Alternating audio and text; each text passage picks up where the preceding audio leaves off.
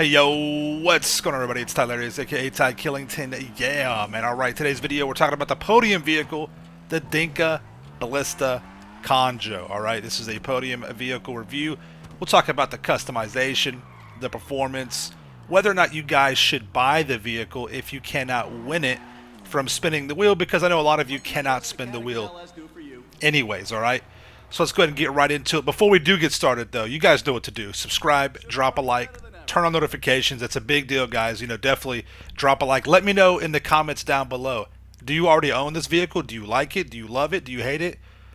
Let me know. Let us hear from the comments, alright? That definitely helps out, guys. So we're going to go ahead and get started with the customization. There is a lot with this vehicle. Alright, first of all, let's just acknowledge the fact that the Dinka Blista Kanjo is a tuner legend. It is a tuner goat. This is based off the old Honda Civic hatchback. It's just, I mean, this is, listen, anywhere in the United States, anywhere around the globe, if there is a tuner type kind of scene or movement or, you know, club or group, come on, you know this vehicle is going to be there. Let's be honest. There's going to be a Honda, a early to mid 90s Honda Civic hatchback. All right, these are just the goats. All right, they really are. And you know that's okay. That's all right. I've seen these things at the track run, you know, 10-second quarter miles. And, I mean, there's some that are even faster out there. They're ridiculous. They're so light, and the power to weight ratio is ridiculous. This is crazy. So let's acknowledge that these are some of the OG triple OGs in the tuner, the Nopi type kind of scene. All right. And as we go through the customization, you'll notice that there is, you know, a lot of customization, a lot. Let's look at the price real quick. So the Kanjo comes in at $435,000, which honestly, for the amount of customization you get and the performance that you get out of this vehicle, which we'll talk about in just a moment, is well worth it. I mean, absolutely. This is almost a must-have vehicle if you don't already have the vehicle, right? And you know, if you're not like a tuner type kind of guy, that's cool. You know, I prefer the V8 type kind of, you know, but I still love me a good Supra. I still love a good, you know, Prelude. You know what I mean? I still like that. You know, I really do. There's nothing wrong with it. I'm just a bigger. It's hard for me to even get in these vehicles. You know, so you know, but I really do appreciate that whole side of the car enthusiast world. But now you got 16 different type of hoods, and I love with, you know, Rockstar did a great job with the customization of this vehicle to mimic and to pay homage to the tuner world. The types of hoods you got, the sticker bomb, the way the tires get cambered out, even the, you know, the headlight covers. I mean, look, you have the lifted primary hood. I really do see these, you know, when you watch those car meet videos and when I've been to those kind of like, you know, car meetups and stuff like that. You see that. You see this type of customization IRL in real life. You really do. The shopping list, right? You know, you see that. That's really cool. The liveries are fantastic for this vehicle. Really nice, really clean. It's really nostalgia. I like that. It's good stuff. You got the whole wide body. You even have the rusty bucket. You know, the total bucket livery. It's great. It's beautiful. It's really nice to see that because I've seen this in real life. It's really cool. You know, so I definitely appreciate that. 13 different liveries. I mean, this is the kind of customization that you would expect from a vehicle that's a million plus. You know, so that's great. I really do. I appreciate that. You got the Wasabi Kitty livery. I mean, come on. How do you not like that? Right? Jeez. So I kept it minimal with just the street decals, you know, the legit shopping list. So with your primary colors, again, just like with anything, whatever cosmetics or customization you make secondary, that secondary paint will show up on there. Alright, that's what your crew emblem would look like in that general area right there. You can swap out the roll cages. The roll cages do adjust your seats as well. They'll, you know, give it the whole Sparko type kind of a racing seat look, which is nice. There's even some graphic design on the actual padding of the seat, which is pretty cool. I don't think a lot of vehicles have that. You've got the roof options on there, which is really nice. You can throw some tires up there if you want.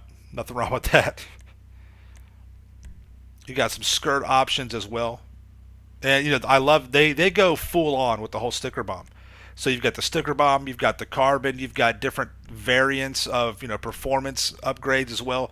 It's really nice. It's very pleasing. I think honestly, for as old as this game is and how much these vehicles are, I think every vehicle should have this amount of customization. There should be 20 options of spoilers, 19 to 25 options of everything, spoilers, hoods. I think they should be able to do that because there's a lot of vehicles that, there's some vehicles that are minimal. You don't need to have a lot of stuff on there, but just having the option would be nice, especially when the vehicles cost 20, 40, and even $50 in real money to pick up. So I think that's important. The suspension, a lot of the newer cars now have the really cool cambered out style suspension. I don't, that's just personal preference. I don't like the tires being that far out. It looks really goofy to me. So I kind of just keep it, a slight camber with the wheels tucked. I prefer that look overall. And then you have your typical performance, your engine, your turbo, and you can take this vehicle into a Arena War customization, or custom shop or whatever, and you can change the headlight colors: blue, purple, yellow, red, green, which is a nice touch as well. All right, so yeah, I do have the yellow headlights. I swapped mine out at the Arena Workshop.